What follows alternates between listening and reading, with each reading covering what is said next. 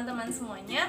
Perkenalkan saya Cika Safa Maura dari program studi kimia kelas A angkatan 2020 dengan NRM 13076200027 kelompok 3. Ya, Yolanda Febrika Syafriani dari Kimia A 2020 dengan NIM 13076200082 dari kelompok 3.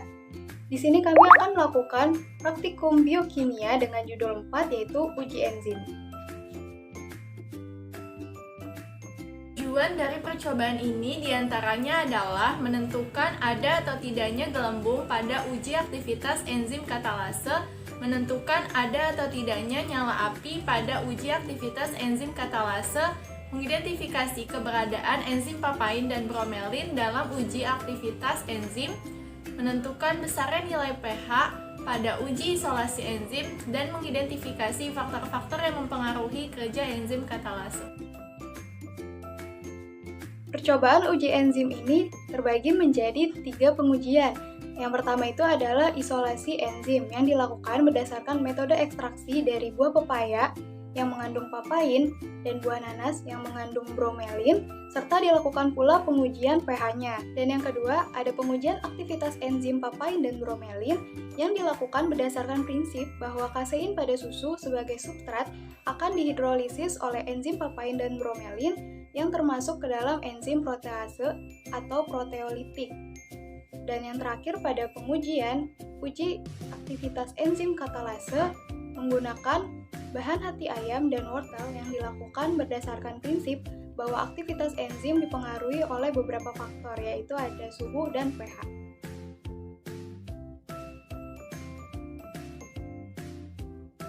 Berikut adalah alat dan bahan yang digunakan pada percobaan kali ini.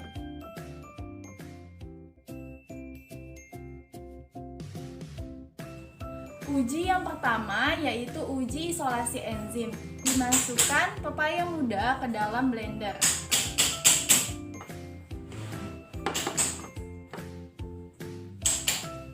Setelah ditambahkan pepaya muda ke dalam blender, dimasukkan air secukupnya.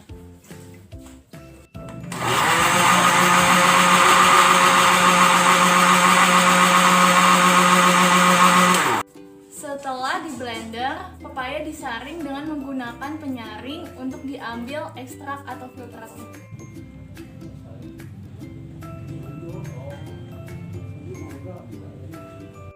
Setelah didapatkan ekstrak pepaya muda, selanjutnya ditambahkan juga nanas ke dalam blender secukupnya.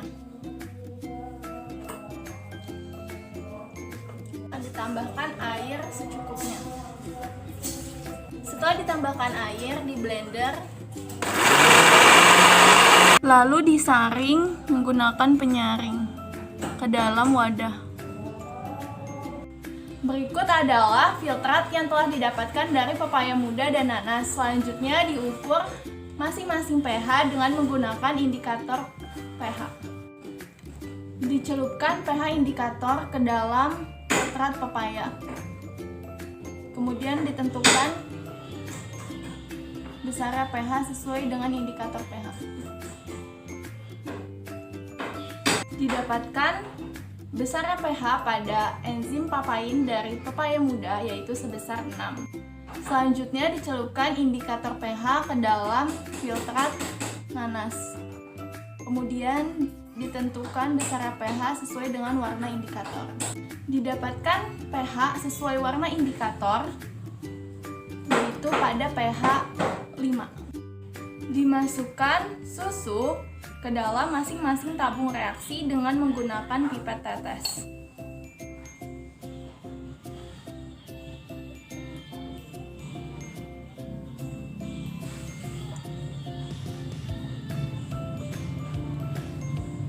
Selanjutnya ditambahkan enzim papain dan enzim bromelin ke dalam masing-masing tabung reaksi yang berisi susu sebanyak 2 ml.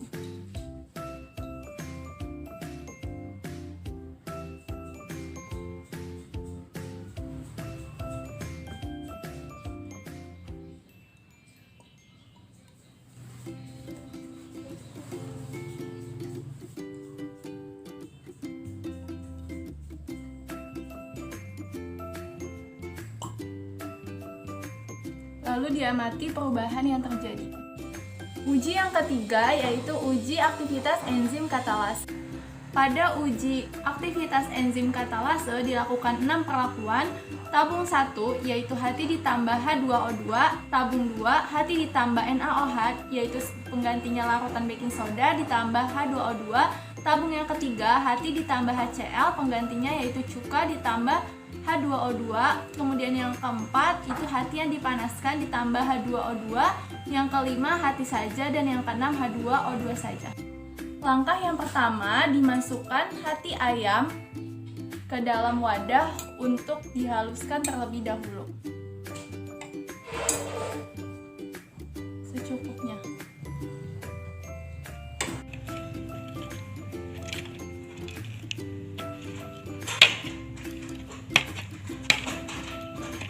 Ditambahkan sedikit air, kemudian ditumbuk kembali. Pertama yaitu tabung 1, ditambahkan hati ke dalam tabung reaksi pertama secukupnya. Pertama, untuk uji gelembung ditambahkan H2O2 secukupnya ke dalam tabung reaksi yang berisi hati.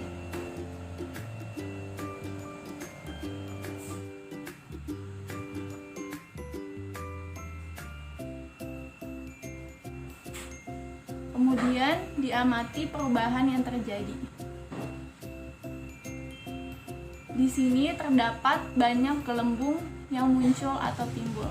Selanjutnya, untuk menguji adanya nyala api, dibakar terlebih dahulu lidi sampai membara.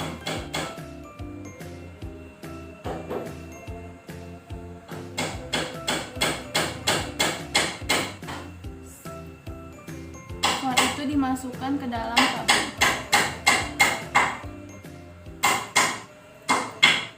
Terdapat nyala api yang lumayan besar. Selanjutnya itu tabung kedua. Tabung kedua ini berisi hati, kemudian NaOH yang digantikan larutan baking soda, dan H2O2.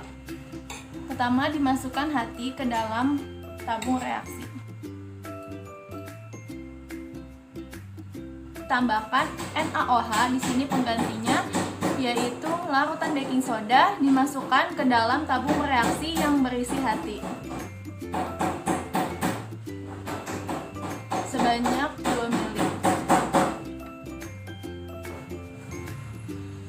Selanjutnya dimasukkan lagi H2O ke dalam tabung reaksi yang berisi hati dan larutan baking soda.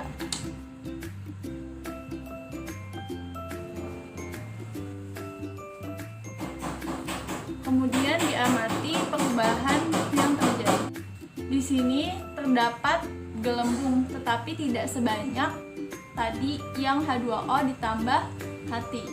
Lalu untuk uji nyala api, dibakar lidi ke dalam bara api.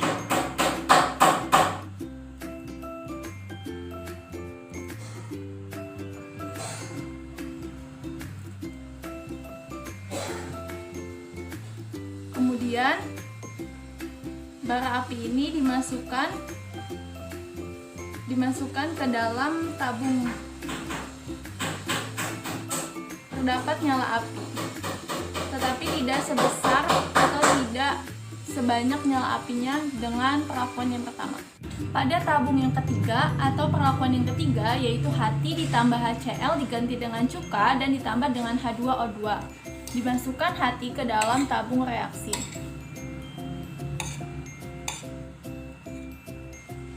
Secukupnya saja. Setelah dimasukkan hati ke dalam tabung reaksi, ditambahkan HCl atau di sini digantikan dengan cuka ke dalam tabung reaksi yang berisi hati.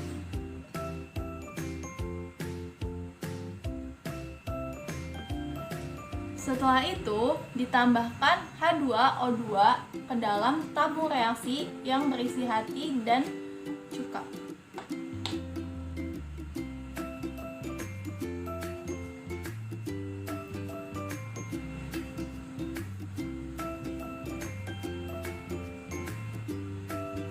Lalu diamati perubahan yang terjadi. Di sini tidak terdapat gelembung seperti pada perlakuan 1 dan 2. Berbeda, yaitu tidak ada gelembung sama sekali. Untuk menguji adanya nyala api, dibakar terlebih dahulu lidi sampai membara.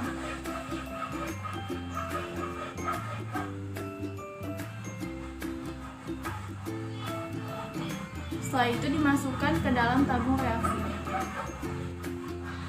dan diamati perubahan yang terjadi, tidak terjadi nyala api. Perlakuan yang keempat yaitu hati yang dipanaskan ditambah H2O2. Pertama, dimasukkan hati ke dalam tabung reaksi.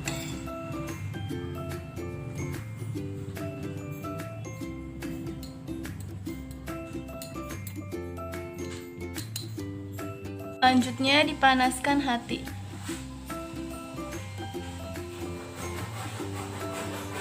Setelah hati dipanaskan, ditambahkan H2O2 ke dalam tabung reaksi yang berisi hati yang telah dipanaskan.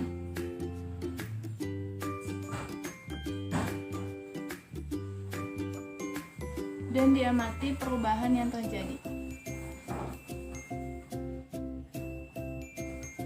Didapatkan banyak gelembung yang muncul atau timbul.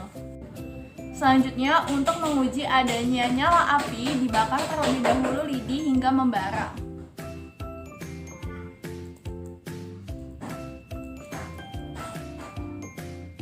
Selanjutnya, dimasukkan ke dalam tabung reaksi. Selanjutnya yaitu perlakuan kelima, hati saja, dimasukkan hati ke dalam tabung reaksi. Lalu diamati perubahan yang terjadi, di sini tidak terdapat gelembung. Selanjutnya uji nyala api, dipanaskan terlebih dahulu lidi sampai membara. Kemudian dimasukkan ke dalam tabung reaksi. Tidak terjadi nyala api. Perlakuan selanjutnya, tabung ke-6 hanya diisi oleh H2O2 saja.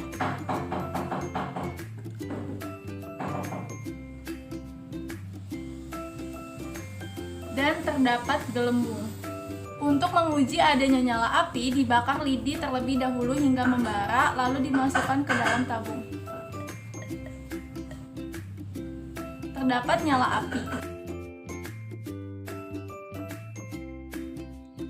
Pada pengujian isolasi enzim, pepaya muda dan nanas dipotong terlebih dahulu menjadi bagian yang kecil dengan menggunakan pisau.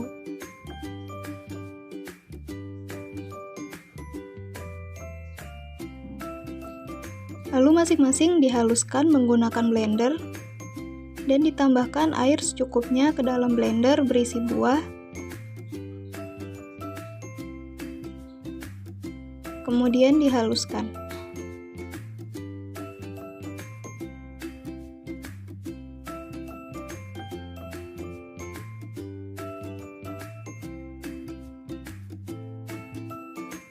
Kemudian disaring menggunakan saringan kecil untuk mendapatkan filtratnya. Filtrat dimasukkan ke dalam suatu gelas yang sudah diberi penanda.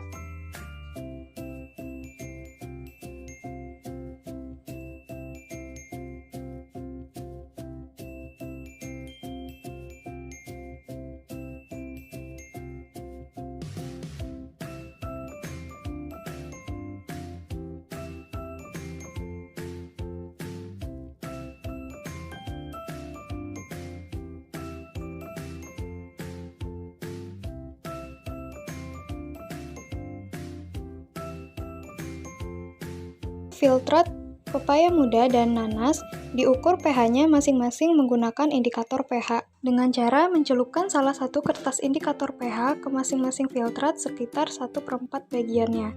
Diamati perubahan warna yang terjadi pada kertas indikator pH dan dicocokkan warnanya dengan skala yang tertera pada indikator pH.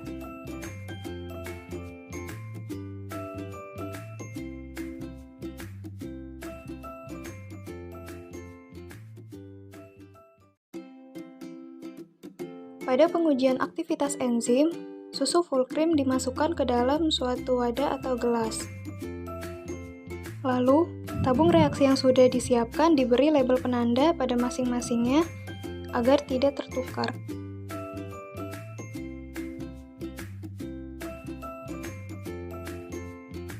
Kemudian susu full cream dimasukkan ke dalam 2 tabung reaksi tersebut masing-masing 3 ml dengan menggunakan pipet plastik.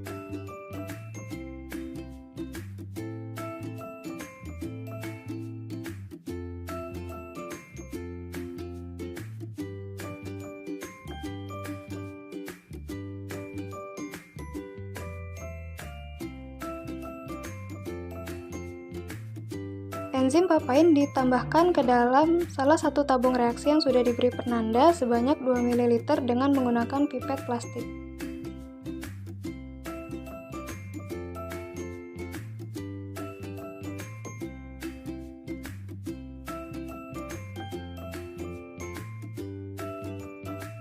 Dilakukan langkah yang sama pada enzim bromelin, yaitu enzim bromelin ditambahkan ke dalam tabung reaksi yang lainnya sebanyak 2 ml dengan menggunakan pipet plastik.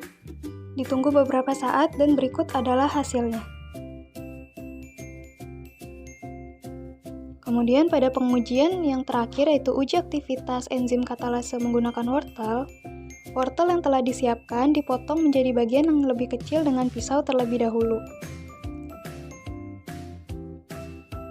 Lalu dimasukkan ke dalam blender untuk dihaluskan dan ditambahkan air secukupnya untuk mempermudah penghalusan.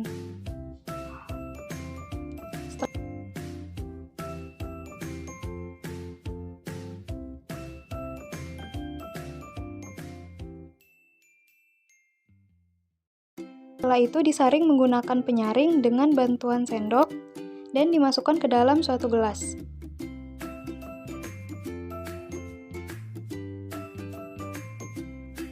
Pada pengujian ini terdapat 6 perlakuan berbeda pada setiap tabung reaksi, yaitu pada tabung 1 berisi wortel plus H2O2, tabung 2 berisi wortel plus baking soda plus H2O2, tabung 3 berisi wortel plus cuka plus H2O2, tabung 4 berisi wortel yang telah dipanaskan plus H2O2, tabung 5 berisi wortel saja, dan tabung 6 berisi H2O2 saja. Ekstrak wortel dimasukkan ke dalam tabung 1-5 masing-masing 2 ml dengan pipet. Ditambahkan H2O2 sebanyak 5 tetes dengan menggunakan pipet tetes pada tabung 1. Lalu segera tutup mulut tabung dengan menggunakan ibu jari untuk mengamati terbentuknya gelembung atau tidak. Untuk uji nyala, dimasukkan bara api lidi ke dalam tabung dan diamati adanya nyala api yang terbentuk atau tidak. Pada tabung 2 ditambahkan larutan baking soda sebanyak 5 tetes dengan pipet tetes.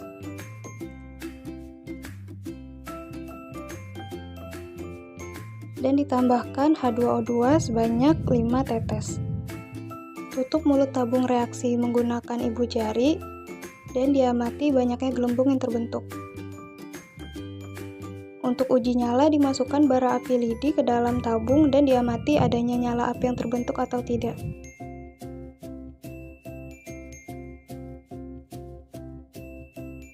Pada tabung 3 ditambahkan cuka sebanyak 5 tetes dengan menggunakan pipet tetes dan ditambahkan H2O2 sebanyak 5 tetes. Lalu tutup mulut tabung reaksi dengan menggunakan ibu jari dan diamati apakah terdapat gelembung atau tidak. Untuk uji nyala, dimasukkan bara api lidi ke dalam tabung dan diamati adanya nyala api yang terbentuk atau tidak. Untuk tabung 4, dipanaskan terlebih dahulu di atas air yang sedang dipanaskan menggunakan penjepit tabung selama beberapa menit. Lalu ditambahkan H2O2 sebanyak 5 tetes dan ditutup mulut tabung dengan ibu jari. Untuk uji nyala, dimasukkan bara api lidi ke dalam tabung. Pada tabung 5, diamati apakah terbentuk gelembung atau tidak. Dan untuk uji nyalanya, dimasukkan bara api ke dalam tabung. Untuk tabung 6, dimasukkan H2O2 sebanyak 2 ml dengan menggunakan pipet tetes. Ditutup mulut tabung untuk melihat adanya gelembung atau tidak, dan untuk uji nyalanya dimasukkan bara api lidi ke dalam tabung tersebut.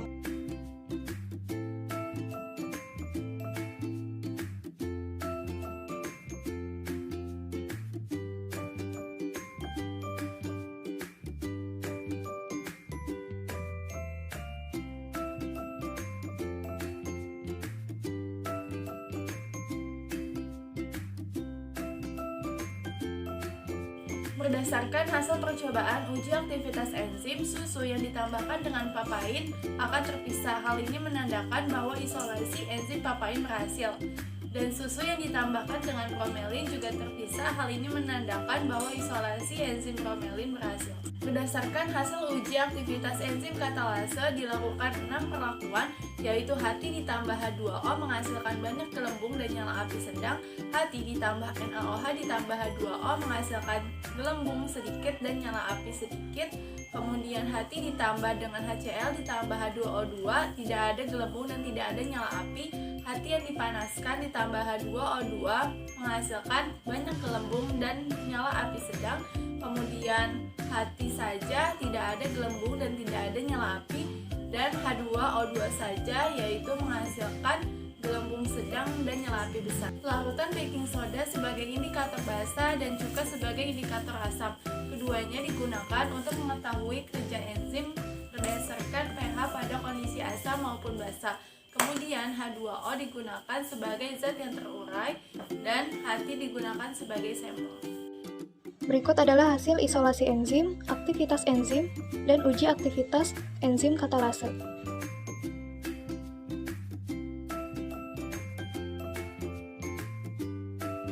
Pada percobaan isolasi enzim dilakukan berdasarkan metode ekstraksi, yang dimana enzim papain yang memiliki pH 6 didapatkan dari buah pepaya muda, dan enzim bromelin yang memiliki pH 5 didapatkan dari buah nanas. Lalu pada pengujian aktivitas enzim papain dan bromelin, terjadi hidrolisis kasein yang terdapat pada susu oleh enzim tersebut, di mana diketahui bahwa enzim papain dan bromelin itu termasuk ke dalam enzim proteolitik yang dapat memecah protein menjadi molekul yang lebih sederhana. Hal ini terlihat pada percobaan bahwa larutan antara enzim dan susu itu akan terpisah, yang menandakan bahwa isolasi enzim tersebut berhasil. Pada pengujian yang terakhir, yaitu uji aktivitas enzim katalase, didapatkan hasil bahwa pada wortel plus H2O2 itu terdapat banyak gelembung dan terdapat nyala api yang cukup besar. Hal ini dikarenakan H2O2 terurai menjadi H2O plus O2 dengan bantuan enzim katalase pada wortel. Lalu pada wortel plus baking soda plus H2O2 terdapat gelembung dan nyala api yang sedang. Hal ini terjadi karena baking soda yang digunakan itu dalam bentuk larutan yang sudah ditambahkan air, sehingga pH basanya itu pun tidak terlalu tinggi. Lalu pada pengujian wortel plus cuka plus H2O2 tidak terdapat gelembung ataupun nyala api. Hal ini dikarenakan pH dari cuka yang cukup rendah, yaitu di bawah 4, yang menyebabkan enzim akan inaktif.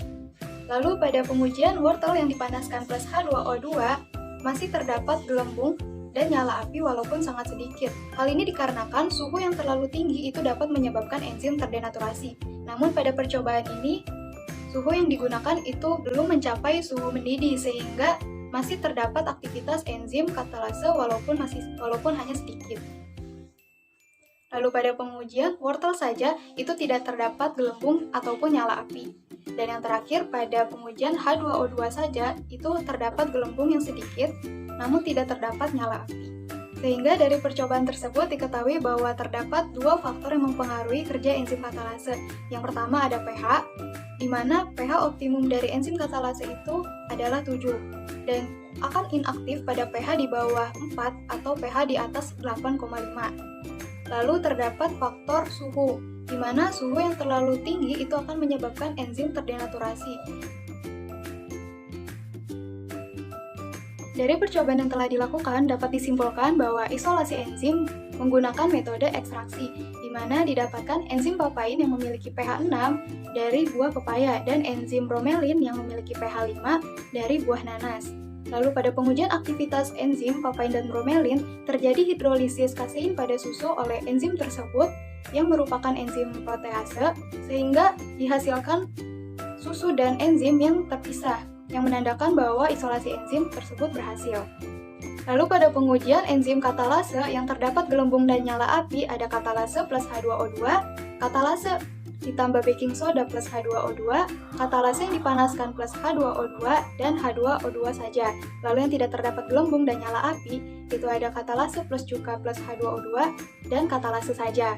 Sehingga Aktivitas enzim katalase itu dipengaruhi oleh dua faktor, yaitu ada pH, yang dimana enzim katalase ini memiliki pH optimum 7, dan suhu, dimana suhu yang terlalu tinggi itu akan menyebabkan enzim terdenaturasi. Sekian percobaan dari uji enzim. Wassalamualaikum warahmatullahi wabarakatuh.